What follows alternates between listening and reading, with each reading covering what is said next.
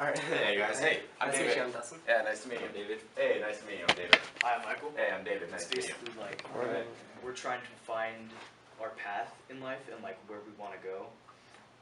So that's what this program's about. Cool. Just So like road trip is like an analogy. So yeah. the So it's first question would be, what was your motivation to start this company, HomeSuite? Yeah. So I think this is what I learned over time, and like it's kind of become clear to me that there are really three things that I care about in life. okay. One is having an impact. So I want to have the biggest like lasting impact in my life after I'm gone. Like I want something that like echoes beyond me and impacts like humanity down the road.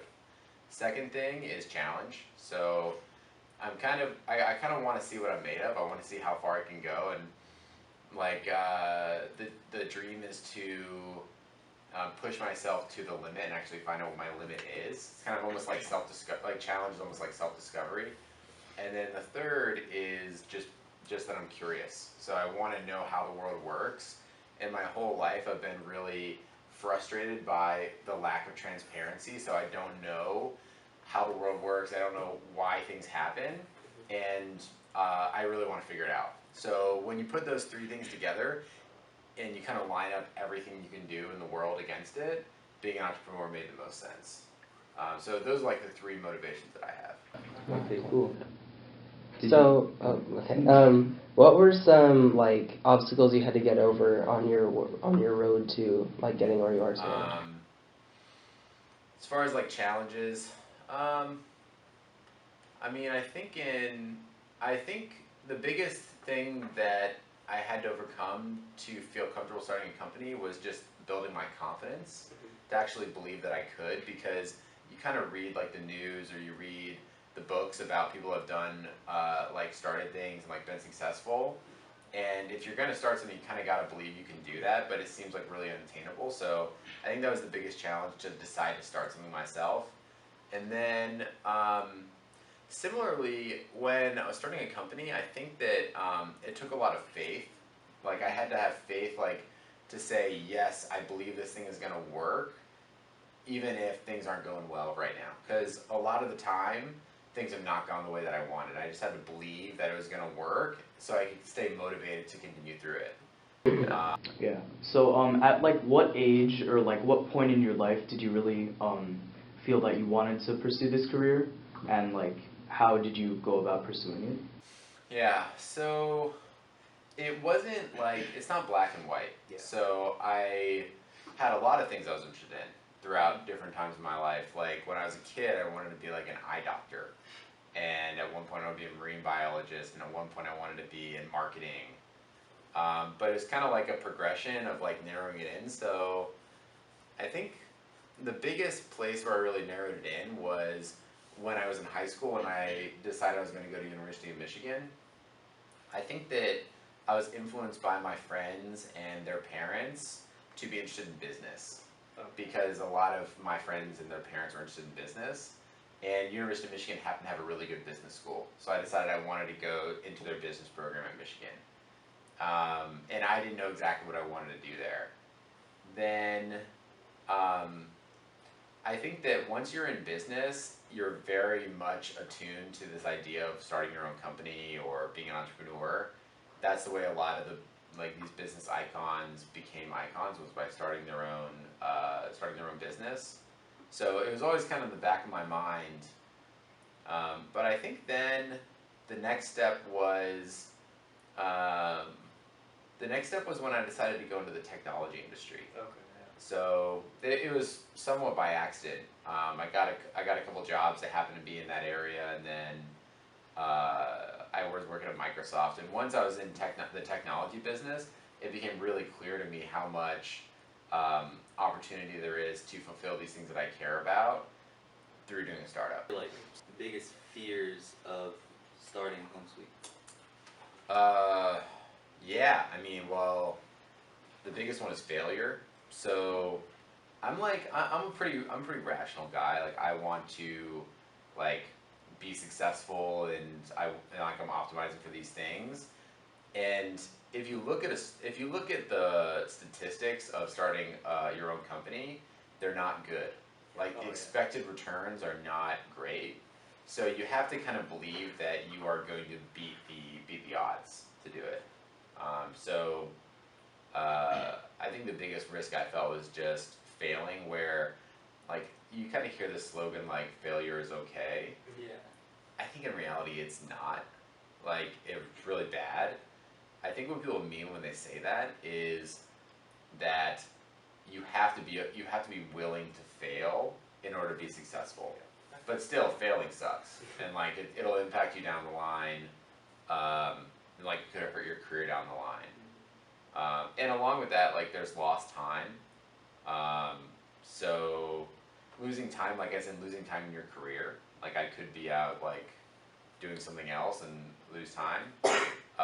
Also, it's a big time commitment and energy commitment. So, you know, I don't do a lot of fun things. Like I used to travel more. I used to hike and backpack and camp and things like that. But I don't really do too much of that anymore. I'm not like super social. Most of the time, I'm just thinking about work, and working or trying to relax. But then work is always kind of in the back of your mind. So like there's a kind of a big, you have to make a big sacrifice with, your time and energy. So, like, if you had any failures on your road to making a business, like, how would you overcome those failures, or how would you like put them aside to keep moving forward? In your So I think it depends on your definition of failure. Okay. So maybe I'll use an analogy. So let's say you're like lifting weights, like you're like working out, and like if any of y'all work out, then you know that at some point like you just will what's called max out, like you won't be able to lift anymore. So like Arnold Schwarzenegger had a famous quote where he was like, the mind always gives up before the body. So like when you max out, it's because in the end it's because your mind gives up. So I think that failure is kind of like that. Like that's a kind of failure. Like I think that things get really hard, but in the end, you fail when you give up. So like you fail when you give up. I think that there is a point when things become impossibly hard, then you fail. Yeah. But I think most of the times I've been faced with failure or things that I felt like could have been failures or seemed like failures, then I kind of learned that I could make the choice to not fail, to not give up. So what I've tried to do is every time I've felt like something was a failure, I've got this like built-in reaction where I say, okay, time to try harder. Okay. So every time I feel like something's about to fail, then I say, time to try harder. So, what gave you the idea for Home Sweet or starting Home Sweet? Yeah, so the way it came about it, I knew I wanted to start something, and I was going to spend like 5 or 10 years at least working on it. So I figured I wanted to work in something I was really passionate about. So I chose in the end 5 things that I really care about, and like five things that I care about as a consumer. And within those 5, one of those 5 things was travel. So within those 5 things, I looked at the one that was the best business opportunity. So a lot of the other things were really not great business opportunities, but travel is a market where there's a lot of business opportunity. So I decided that I'd focus in that area. And then I dissected the market to look at where, like how it's broken out today. And then I looked for the best opportunity in those areas. So I developed it over time, and then it turned out that hospitality was the best vertical, and specifically hospitality distribution. So not like owning the hotel, but marketing for the hotel. So within that area, then I started looking for more opportunities, and it turned out that there was a couple iterations on it, but in the end, it turned out that monthly furnished rentals is a place that has absolutely no solution today. So it made it a really, and there's a lot of money and a lot of profit made, so it made it a really good opportunity. So it was kind of like, it was kind of half based on what I'm passionate about, and also half based on the business opportunity. So what were some of your biggest opportunities that you've had, if any? Biggest opportunities in, what do you mean by that? So, let me rephrase that. So when you were like our age, did you have any opportunities and did you take them? Like things that like made a difference, like, Yeah. whereas like, okay, so yes. When I was in high school, like, I wasn't nearly as like focused as you guys are, it seems. I mostly hung out with my friends and like didn't try to avoid doing homework, stayed out late, whatever else. I wasn't really focused on anything. I think that the real turning point came when I went to college. So I went to University of Michigan. I was lucky enough to get accepted into the honors program there. And the cool thing about that is that I actually lived with like really, really smart people, or way smarter than me. And they influenced me a lot to start focusing on studies. Also, like I think it was a big transition because I went to high school in Louisiana. So I moved up to Michigan and I didn't know anyone there. So it was a good transition point for me to say, like, one, wow, there are a lot of people doing really cool stuff, and like I want to be like that. And also to say, well, I don't have any ties to my old, the old way I was. So that was probably the single biggest transition point for me. And that was the biggest opportunity that I had. So where was Home Sweet when it first started, and how did it manage to come to where it is today? In what sense do you mean? Just like broadly? Yeah, so like compare how it is today to how it was after like the first few months working with Home Sweet. Or what did you do to expand your company? Okay, got it. Yeah. So when I first started, I had no resources. So I had some savings, and I used my own savings to help get the company started. I didn't worry too much about money. I just wanted to like prove the concept. So the first thing that I did was I actually like made a transaction happen. So like it was just me. I went on like Airbnb and asked some hosts if they'd be willing to come work with me. And then around Stanford, there were a lot of people asking for housing. So I reached out to those people and offered them these houses, and then one of them rented one of the houses, and I like took payment like through like my personal PayPal account. So that was like the first transaction that happened. Then everything after that was how to make more transactions happen.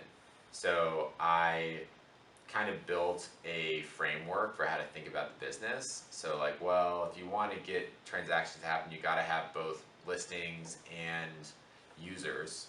So listing, like basically properties and tenants, and then those will like convert at a certain rate into rentals or leases. So you kind of start taking both sides, and then you say, well, if I want to grow, I got to make both sides bigger, and then I got to figure out how to put them together, and then you can just kind of solve around those things again and again and again, and kind of try to figure things out as you go. So I think the biggest challenge beyond that, and just beyond like the personal challenge of starting a company, is where to get money from. So I first used my own savings to get some results, and then I used those results to raise a tiny angel round from like friends and family, essentially, of like $70,000. That allowed me to hire a couple people, and then those people allowed me to get the results to raise a larger seed round. And then once you raise that seed round, it was over $2 million. Then you can do a lot with it, and that was what enabled us to get to where we are today. Do you have any like final advice for anybody? I would say like, y'all are still like pretty young. And you probably don't have to make any crazy choices. Although I feel like it's happening. Like people are having to make choices earlier and earlier. So like I think you guys are thinking about it the right way. You're focused. You seem like you guys are kind of put together. You're interested in like having finding your own way in the world. So like think really hard about it, and like don't let anyone tell you like what is like right or wrong. Like my parents gave me a lot of advice that's kind of BS. Like